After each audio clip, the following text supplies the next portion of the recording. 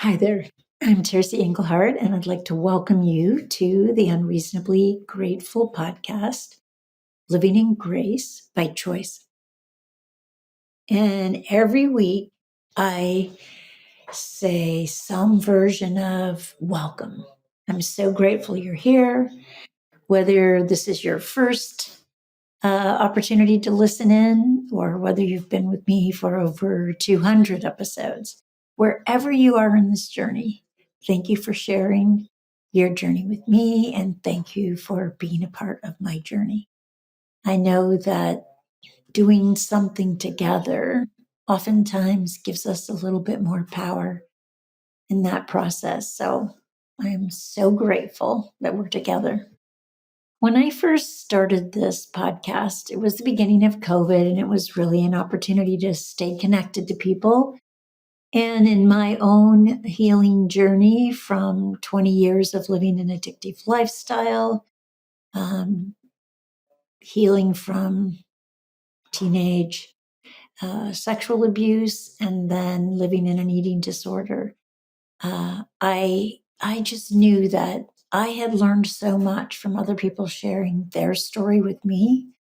And so I wanted to make my story available in the hopes that you might hear something, perhaps for the first time, or perhaps in a way that you could actually hear it, let it in, and it could impact you on your journey and make a difference. And I still show up to do that, whether it's one person or 100 people, knowing that and just trusting that this is where I'm supposed to be, and this is what's wanting to be said. So, welcome, welcome, welcome. A reminder again that I don't have your answers. I actually believe that you do.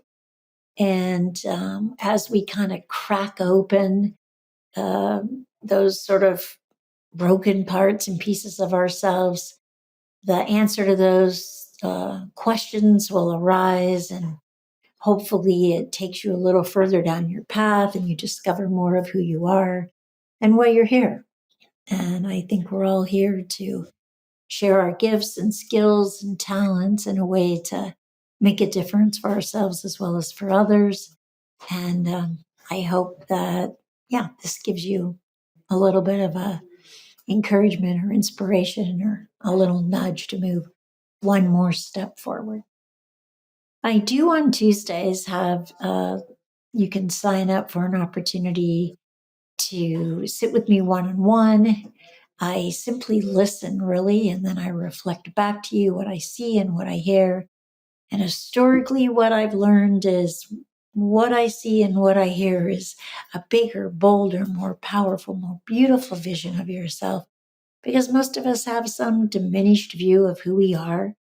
And it's nice to have an elder in your community share what they see and hold that vision until you can step fully into it. So, if that's something you're interested in, it's a donation basis, and you can sign up on terceenglehart.com under the topic Work Together. Okay, so I'm actually on the eve of having some pretty extensive oral surgery that I've talked about and mentioned in a previous episode.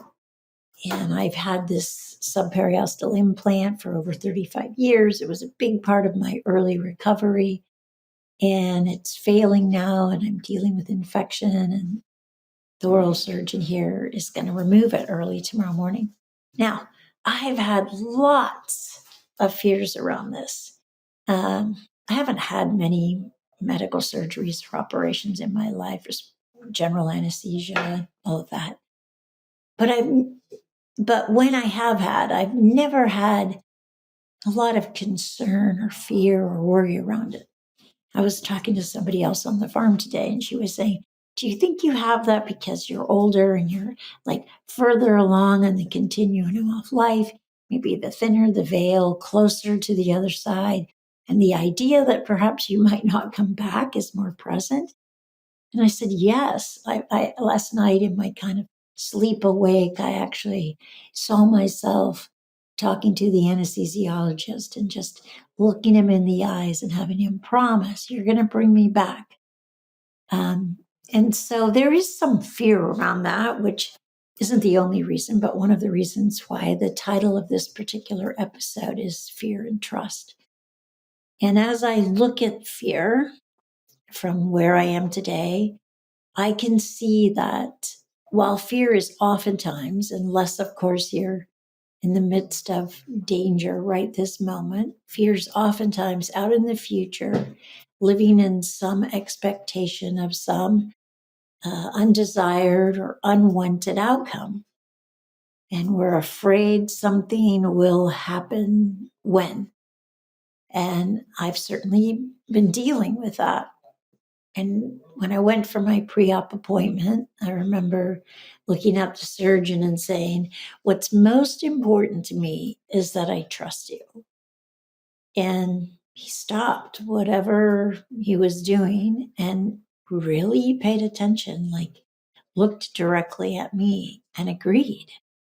And I want you to consider that it's trust and trusting that actually disempowers the fear.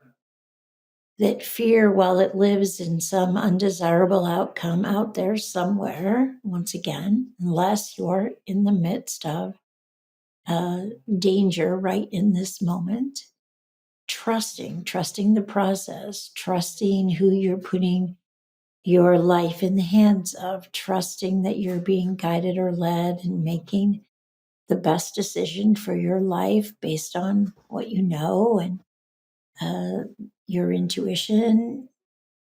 So, trusting actually gives us something to hold on to in the face of the unknown or the unexpected or the undesirable.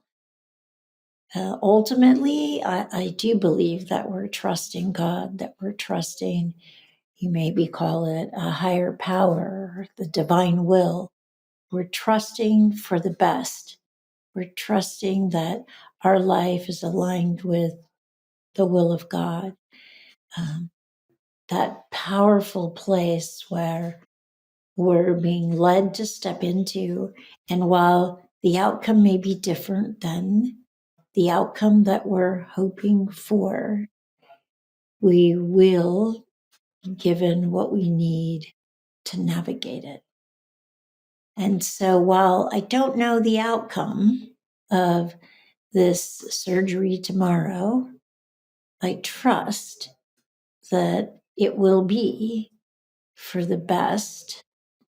And while it may not be some immediate result that is what I picture or imagine I want it to be, I trust that this is part of my journey and I'll continue to be led and guided, and ultimately it will be for good. So, what I'd love for you to do is this week notice any places where fear's got a grip on your life, any place where you hesitate to trust. It's an opening and a gap for fear to be able to creep in.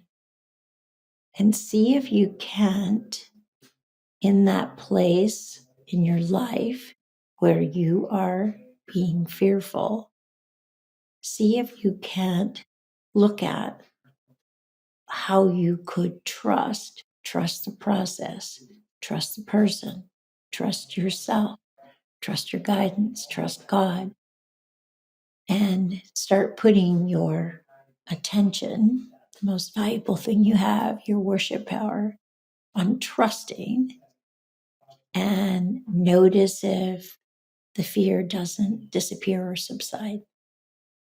And I'm pretty sure I'll be here next week. And if for some reason I'm not, I'll see you as soon as I can. And in the meantime, go ahead, be trusting and see if you can't dismantle some of the fear in your life.